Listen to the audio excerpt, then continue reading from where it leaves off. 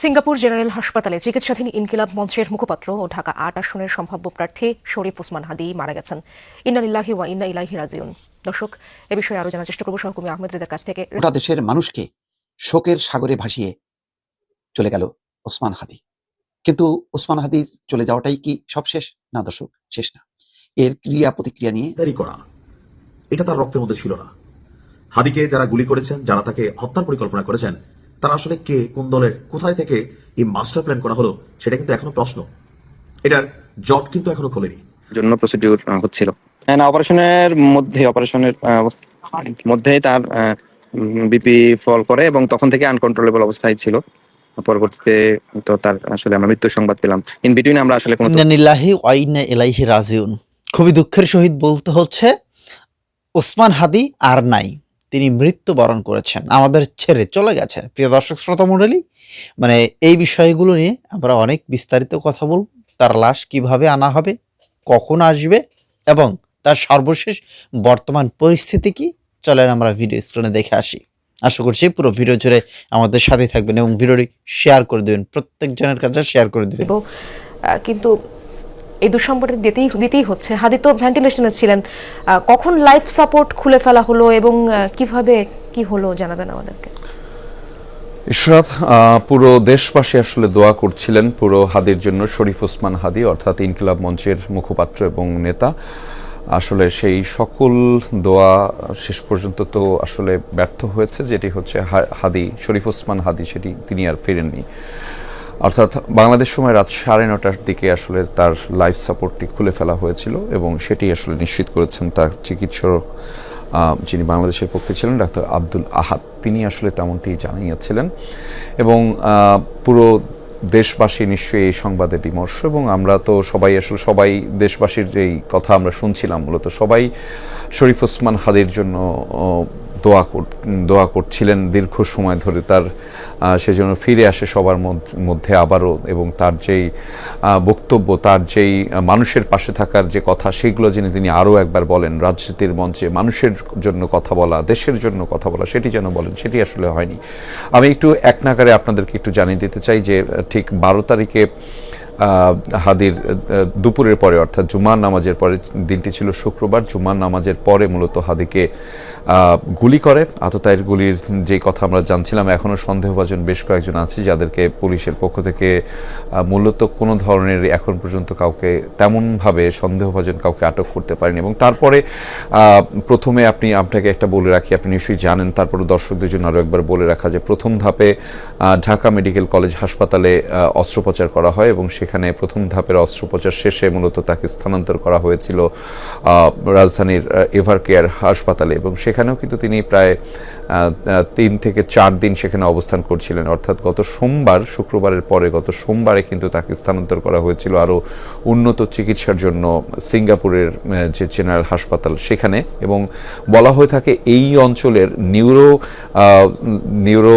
Surgeon বা neuro যে সমস্যা রয়েছে, সেই সমস্যার সমাধান হিসেবে এই সিঙ্গাপুরের জেনারেল হাসপাতালটিকে সবচাইতে বেশি সাফল্যমণ্ডিত ধরা হয় এবং সেখানেই হাদীকে সর্বোচ্চ চিকিৎসার মাধ্যমে দেওয়া হয়েছিল। আমি একটু চিকিৎসকদের বরাত দিয়ে বেশ কয়েকটি তথ্য দর্শকদেরকে জানাতে চাই যে চিকিৎসকরা কিন্তু গুলি লাগার পরপরই জানাচ্ছিলেন যে হাদীর গুলি লাগার পরে তার যে ব্রেন স্টেমটি রয়েছে, সেই ব্রেন স্টেমে কিন্তু সেই আঘাতটি করেছিল। অর্থাৎ একটি ব্যাপার আমি আপনাদেরকে একটু জানিয়ে রাখতে চাই যে ইশরাত, যে গুলির ধরনটাই ছিল কিন্তু কানের সামনের অংশ থেকে, অর্থাৎ এই আমরা যেখান থেকে দেখছি সেটার সামনে থেকে যদি লাগে এবং সেটি সরাসরি গিয়ে ব্রেইনে আঘাত করেছিল এবং তখন থেকেই কোনো না কোনোভাবে তার ব্রেইনটি আর কাজ করছিল না। সেটি কিন্তু বারংবার চিকিৎসকরা জানিয়েছিলেন এবং তাকে ভেন্টিলেশন সাপোর্ট বা কৃত্রিমভাবে তাকে শ্বাস প্রশ্বাসের মাধ্যমে রাখা হয়েছিল, সেটি কিন্তু বারংবার চিকিৎসকরা জানিয়েছিলেন। এবং সেই যে চিকিৎসকদের যে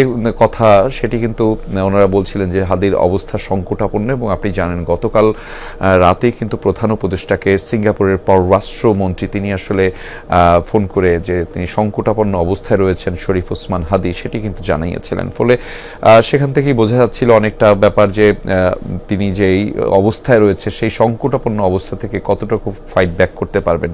বিশেষ করে তাকে যে এই শুক্রবার থেকে আজকে পর্যন্ত, আজকে মূলত বৃহস্পতিবার, এই 12 থেকে আজকে 18 তারিখ, প্রায় 6 থেকে 7 দিনের এই জার্নিটাতে তিনি কিন্তু অসংখ্যবার সংগ্রামের মধ্য দিয়েই করতে হয়েছে, অর্থাৎ তার যে শারীরিক সংগ্রামটি ছিল এবং চিকিৎসকদের সর্বোচ্চ চেষ্টাটিও ছিল তাকে আসলে ফিরিয়ে নিয়ে আসবার, সেটি হয়তো ব্যর্থ হয়েছে এই মুহূর্তে, এবং ব্যর্থ হলেও পুরো জাতি কিন্তু দোয়াও করেছিল তার ফিরে আসার জন্য। সেটি সকল কিছু ব্যর্থ করে হাদি বিদায় বলেছেন। তবে হাদির যেই কথা অনুপ্রেরণামূলক, এবং সেটি অনেকেই কিন্তু গত কয়েকদিন ধরে সোশ্যাল মিডিয়াতে বিভিন্নভাবে ছড়াচ্ছিলেন, বিশেষ করে তার জ্বালাময়ী বক্তব্য যেটি দেশ নিয়ে, মানুষ নিয়ে, সেগুলো কিন্তু বারংবার তারা বলছিলেন।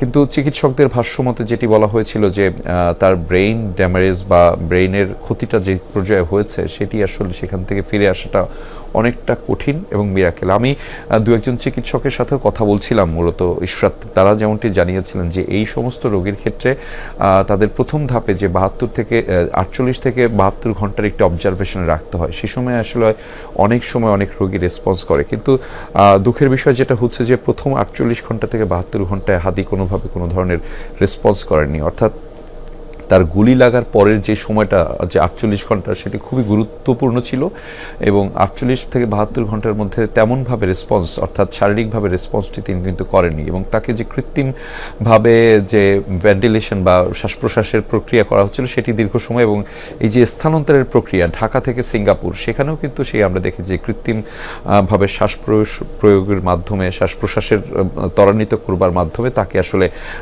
স্থানান্তর করা হয়েছে, এবং সেখানে উন্নত চিকিৎসার জন্য সর্বোচ্চ চেষ্টা করা হয়েছে, এবং বলাও হচ্ছিল সরকারের পক্ষ থেকে যদি আজকে বিকেল 5টায় বাংলাদেশ টাইমে তার বড় ভাইয়ের সাথে কথা হয়েছে, এবং তিনি কনসেন্ট দিয়েছে যে অপারেশনের ব্যাপারে, এবং অপারেশন থিয়েটারের ভিতরে নিয়ে যাওয়ার পরে পরবর্তীতে আরো আমরা কথা বলি, তখনও বের করে নাই। রাত 9:30 পরে, 9:45 দিকে আসলে আমরা তার ডেথের খবরটা পাই অ্যাকচুয়ালি। তো তার যে বডি কন্ডিশন ছিল, এই বডি কন্ডিশনে আসলে অপারেশন হবল সহ্য করার মতো কন্ডিশন ছিল না। তারপরে একটা শেষ চেষ্টাটা করেছে, এবং সিঙ্গাপুর জেনারেল হসপিটালের শুধু ডক্টর না, পুরো সিঙ্গাপুরে যত নিউরোসার্জন ছিলেন, প্রত্যেক নিউরোসার্জন মিলে একটা বোর্ড হয়েছিল, এবং এই বোর্ডের বিশ্বের স্বনামধন্য নিউরোসার্জনরা ছিলেন, এবং তারা সবাই মিলে একটা সিদ্ধান্ত দেয়। সেই সিদ্ধান্তের প্রতি এগ্রি করে পরিবার অপারেশনের জন্য কনসেন্ট দেয়। কিন্তু আসলে আমরা 3 ছিল, তো তো ওইভাবে আর কি অপারেশনের পরে আর কামব্যাক করে না অ্যাকচুয়ালি আমাদের হাবু ভাই। শেষ পর্যন্ত আসলে তার জন্য আমরা সবাই দোয়া করি, আল্লাহ তাকে শহীদ হিসেবে কবুল করুক, এবং তার পরিবারকে ধৈর্য ধারণ করার তৌফিক দান করুক। এবং আমরা দেশবাসী সবার প্রতি আহ্বান জানাবো যে আপনারা সবাই ধৈর্য ধারণ করেন, এবং এই পরিবেশ পরিস্থিতিতে হাদি ভাইয়ের লাশ আসা পর্যন্ত আমরা অপেক্ষা করব, এবং তার সুন্দর একটা জানাজায় আমরা সবাই অংশগ্রহণ করি বলে আমরা মনে করি।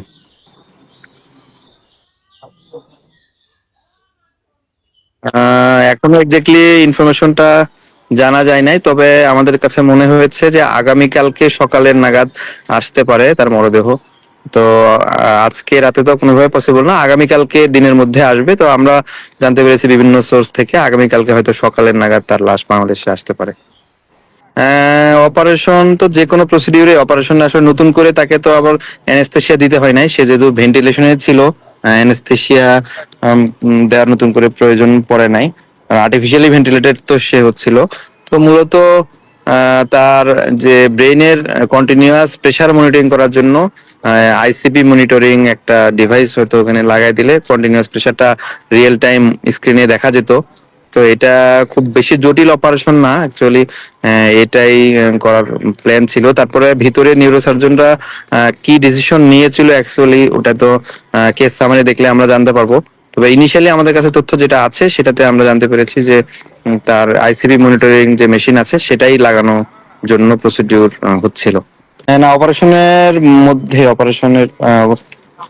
মধ্যেই তার বিপি ফল করে, এবং তখন থেকে আনকন্ট্রোলেবল অবস্থায় ছিল। পরবর্তী সালাম আলাইকুম। আমি নিজে অনেকটা অসুস্থ, তারপরেও এই খবরটা আসলে না করে পারলাম না। রাজনীতির নোংরা খেলায় ঝরে গেছে বাংলাদেশের আরো একটি উজ্জ্বল নক্ষত্র উসমান হাদি। দেখেন, হাদিকে অনেকেই অপছন্দ করেন, কিন্তু হাদির মতন ব্যক্তিত্ব আপনি যদি দেখেন, মানে কোনো দলকে স্পেশালি রিকগনাইজ করা অথবা কোনো দলের পক্ষ হয়ে দাবেদারি করা, এটা তার রক্তের মধ্যে ছিল না। হাদিকে যারা গুলি করেছেন, যারা তাকে হত্যার পরিকল্পনা করেছেন, তারা আসলে কে, কোন দলের, কোথায় থেকে এই মাস্টার প্ল্যান করা হলো, সেটা কিন্তু এখনো প্রশ্ন। এটার জট কিন্তু এখনো খোলেনি। তো আপনারা সকলে জানেন যে হাদির উন্নত চিকিৎসার জন্য তাকে সিঙ্গাপুরের একটা নামি দামি হাসপাতালে পাঠানো হয়েছিল, আর সেখান থেকে পরবর্তী সময়ে তার অবস্থা যখন খারাপ হয়, আমরা শুনেছিলাম যে যুক্তরাজ্যে তাকে চিকিৎসার জন্য পাঠানো হবে, কিন্তু তার শারীরিক অবস্থা এতটাই খারাপ ছিল যে তাকে যে এয়ার অ্যাম্বুলেন্সে করে যুক্তরাজ্যে নেওয়া যাবে, আসলে ওই পরিস্থিতি ছিল না। তো অ্যাজ এ রেজাল্ট সিঙ্গাপুরের এই হাসপাতালেই হাদি আজকে শাহাদাত বরণ করেছেন বলে আমরা মনে করি। মারা যাননি, তার শহীদী মৃত্যু হয়েছে। আপনার জেনারেল হাসপাতালে চিকিৎসাধীন অবস্থায় হাদির মৃত্যু হয়েছে। আর বিষয়টি ইতিমধ্যে সোশ্যাল মিডিয়াতে জানছেন যে নিউরো সার্জিক্যাল টিম যারা তার চিকিৎসা করছিল, তারা তার মৃত্যুর বিষয়টি জানিয়েছে। এখন এই খবরে অনেকেই হয়তো খুশি, আবার অনেকেই দুঃখ ভারাক্রান্ত। দেখেন কারা খুশি আসলে। এখন অনেকে আছেন যারা রাজনীতিতে আওয়ামী লীগের রাজনীতি করেন, তাদের অনেকে আজকে খুশি প্রকাশ করেছেন, কিন্তু হাদি কিন্তু শুধুমাত্র আওয়ামী লীগের বিপরীতে কথা বলে নাই।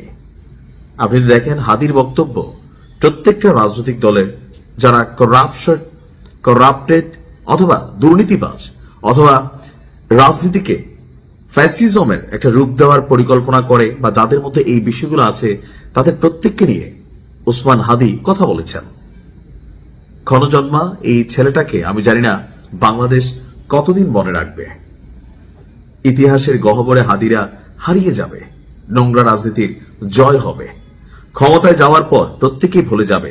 এনসিপি বলেন আর অন্যান্য দলগুলা বলেন, হয়তোবা একই অবস্থা। যাদের রক্তের উপরে একটা বিজয় অর্জিত হয়। ওসমান হাদি আর নেই, তিনি মৃত্যুবরণ করেছে, যা ইতিমধ্যে আপনারা দেখেছেন সোশ্যাল মিডিয়াতে। শুধুমাত্র ঢুকলে পরেই ওসমান হাদি ছাড়া আপনারা কোনো কিছু দেখতে পারবেন না। ইতিমধ্যেই ঢাকা শহর উত্তাল হয়ে গেছে, সারা দেশ উত্তাল হয়ে গেছে। প্রধান উপদেষ্টা ডক্টর মোহাম্মদ ইউনূস তিনি লাইভে এসে বক্তব্য দিচ্ছেন, মানে কেউ মেনে নিতে পারছে না। যদিও আমরা জানি ওসমান হাদি তিনি বাঁচবেন না। আমাদের বাংলাদেশ থেকে যখন ফিরিয়ে দেওয়া হয়েছে হসপিটাল থেকে, এভার কেয়ার থেকে, তো সেখানে নিয়ে যাওয়ার পর তিনি কতটুকু ভালো হবে এটা বোঝার ক্ষমতা অন্তত পক্ষে আমাদের আছে। বেগম খালেদা জিয়ার ক্ষেত্রেও এই একই কাহিনী হবে, এটা হয়তো বা আপনারা দেখতে পারবেন। তবে ওসমান হাদিকে নিয়ে চেষ্টা করা হয়েছে, কিন্তু তাকে বাঁচানো গেল না। শেষ পর্যন্ত তিনি চলেই গেলেন। এখন কি হবে? এদিকে ভারত থেকে হাসনাত আবদুল্লাহর উপরে কিন্তু টার্গেট করা হয়েছে, যে এখন টার্গেট কিন্তু হাসনাত আবদুল্লাহ। এই যে ওসমান হাদি আমাদের ছেড়ে চলে গেলেন, আসলে বিষয়টা খুবই কষ্টকর। যাই হোক, তার আত্মার মাগফিরাত কামনা করছি, আল্লাহ তাকে ভালো জায়গায় রাখুক, এটাই আমাদের শেষ দোয়া। তাকে নিয়ে আরও বিস্তারিত ভিডিও আসবে, কথা বলবো আমরা, এবং তার ঘটনা আমরা আরও জানবো, এবং তাকে নিয়ে আরও কী কী করা হবে সব কিছু আপনাদের সাথে শেয়ার করব। আশা করছি সবসময় আমাদের সাথেই থাকবেন। ধন্যবাদ।